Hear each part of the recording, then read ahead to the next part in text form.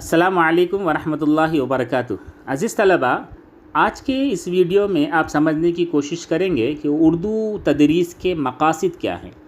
सबसे पहले आपको मैं ये बताता चलूँ कि ज़बान की तदरीस की कौन सी अहम बुनियादें हैं। ज़बान की तदरीस की 4 बुनियादी महारतें हैं जो बतदरीज सीखी और सिखाई जाती हैं।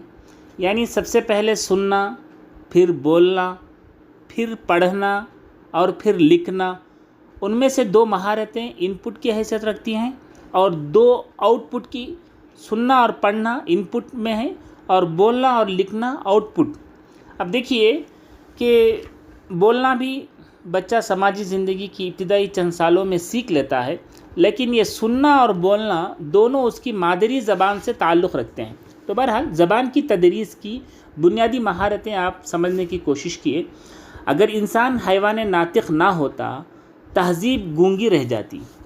क़ुव्वत गोयाई, जो बोलने की जो सलाहियत है, क़ुव्वत गोयाई के बग़ैर फ़र्द की इनफ़रादी सलाहियतें उभर सकती नहीं।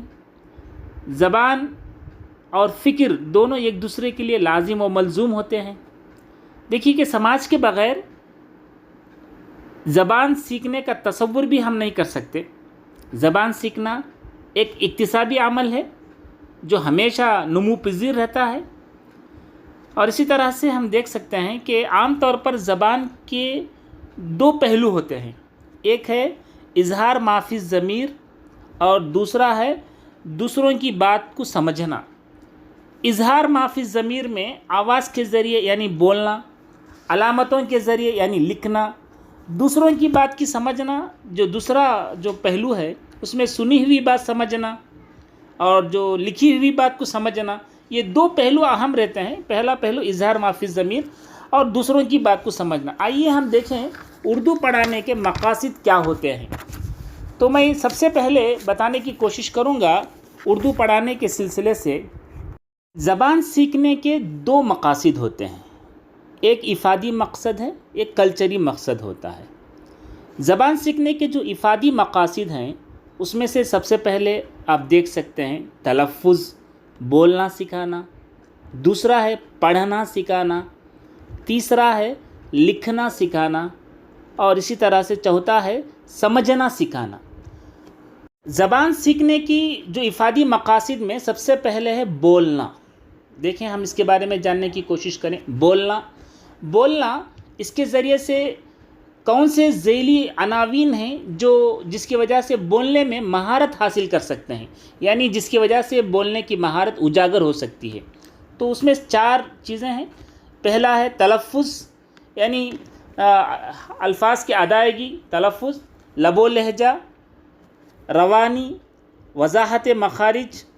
और इसके साथ साथ हम देख सकते हैं बोलना सीखने के 4 जो मकासद हैं उनमें से जो इफ़ादी मकासद हैं सीखने के, उनमें से एक मकसद है बोलना सिखाना। इब्तिदाई मदारिस में बोलने और सुनने की तरबियत के लिए हम चंद महारतों पर ज़ोर देते हैं। मिसाल के तौर पर तकरीर, आवाज़ों पर कुदरत हासिल कराना, अल्फाज की सही अदायगी की सलाहियत पैदा करना और इसी तरह से इब्तिदाई मदारिस में सही तलफ़्फ़ुज़ के साथ बोलने की मश्क कराना और इसी तरह से जो है फ़ितरी अंदाज़ में बोलने की आदत डालना बच्चों को। तो ये इफ़ादी मकासद में से पहला है कि बोलना सिखाना। गुफ्तगू सिखाने के जो तरीक़े होते हैं उनमें से एक फ़र्ज़ी खेलों के ज़रिए हम बच्चों को सिखा सकते हैं। गीतों और नज़मों के ज़रिए से हम गुफ्तगू सिखा सकते हैं। सवालात और जवाबात के ज़रिए से सिखा सकते हैं। मुकालमों के ज़रिए से या दिलचस्प मौज़ूआत के ज़रिए से हम गुफ्तगू सिखा सकते हैं। और गुफ्तगू शख्सियत का आयनादार होता है। गुफ्तगू सिखाने के चंद तरीक़े आपके सामने पेश खिदमत रहे। उर्दू के इफ़ादी मकासद में से, उर्दू ज़बान की तदरीस के इफ़ादी मकासद में से एक पहलू ये है लिखना। ज़ैली अनावीन जिससे तलबा में लिखने की महारत उजागर होती है उनमें से एक हिज्जे और दूसरा है इमला, तीसरा है औक़ाफ़ व अलामात का सही इस्तेमाल, चौथा है खुशख़ती। लिहाजा हम ये देख सकते हैं लिखने में ये 2 चीज़ें अहम होती हैं, ज़ूद नवेसी, खुश नवेसी। جس کے بارے میں سوالات بھی آتے ہیں، زود نویسی سے کیا مراد ہوتا ہے؟ زود نویسی ایسا ہے کہ عبارت کو تیزی سے لکھنے کی صلاحیت و قابلیت پیدا ہوتی ہے بچوں میں، اور خوش نویسی ایک فن ہے خطاطی کا۔ اس فن میں نشست، کرسی اور دور کا خاص طور پر خیال رکھنا پڑتا ہے۔ اور دیکھیے یہاں نوٹ کرنا ہے ایک بات ہمیں کہ ابتدائی سطح پر مدرسے میں لکھنا جب سکھاتے وقت ہم وہاں بچوں کو جو ہے صحت زبان اور فن تحریر کی جزیات پر توجہ نہیں دینا چاہیے، بلکہ طلبہ جو کچھ سوچتے ہیں اپنے خیال کو تحریر کر دیں، اس پر ہم زیادہ زور دینے کی کوشش کرنا چاہیے۔ اردو کے افادی مقاصد میں سے، اردو تدریس کے افادی مقاصد میں سے ایک پہلو یہ بھی ہے سمجھنا۔ ذیلی عناوین جس سے سمجھنے کی مہارت طلباء میں ہم اجاگر کر سکتے ہیں، مثال کے طور پر صحیح سننا، صحیح تلفظ سے واقفیت۔